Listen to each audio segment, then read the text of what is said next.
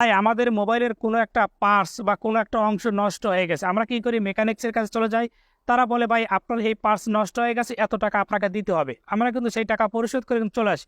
কিন্তু আপনি আসলে জানেন না যে আপনার যে পার্টসটা নষ্ট হয়ে গেছে এটার দাম আসলে কত। অর্থাৎ এক এক ফোনের মডেলের এক একটা পার্টসের দাম কিন্তু আলাদা আলাদা। আপনি চাইলে সেটা কিন্তু সহজে দেখে নিতে পারেন আপনার এই পার্টসের দামটা কত। শুরুতেই আপনাদের ফোনের যে কোনো একটা ব্রাউজার যাবেন, আপনার ফোনে যে ব্রাউজার আছে সেটাকে আপনি ওপেন করবেন। এরপর সার্চ বারে ক্লিক করবেন, এরপর আপনি উপরে লিখবেন maxbuy.com লিখেছে, সেখানে আপনি সার্চ দেবেন।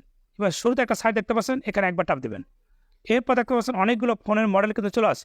কারণ আপনি কোন ফোন ব্যবহার করেন, মনে করেন আমি স্যামসাং ফোন ব্যবহার করি, এটার উপর আমি ক্লিক করে দিলাম।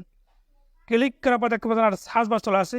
এই সার্চ বারে আপনি যে ফোনটা ব্যবহার করেন কি মডেল, সেই মডেলটা আপনি লিখে দেবেন। আমি স্যামসাং S8 প্লাস ব্যবহার করি, এটাকে আমি এখান থেকে লিখে দিচ্ছি স্যামসাং S8 প্লাস, আমি লিখে দিলাম। লেখার পরে জাস্ট আপনি সার্চ দেবেন। সার্চ করার পর দেখেন এরকম চলে আসছে। আমার ফোনের মডেলটা কিন্তু আপনি স্ক্রিনে দেখতে পাচ্ছেন। এই ফোনের মডেলে যতগুলো পার্টস রয়েছে সবগুলো কিন্তু স্ক্রিনে আপনি দেখতে পাচ্ছেন। এরপর আপনি যেটার দাম দেখতে চান যা সেটার উপরে ক্লিক করবেন। মনে ব্যাক কভার উপরে ক্লিক করলাম।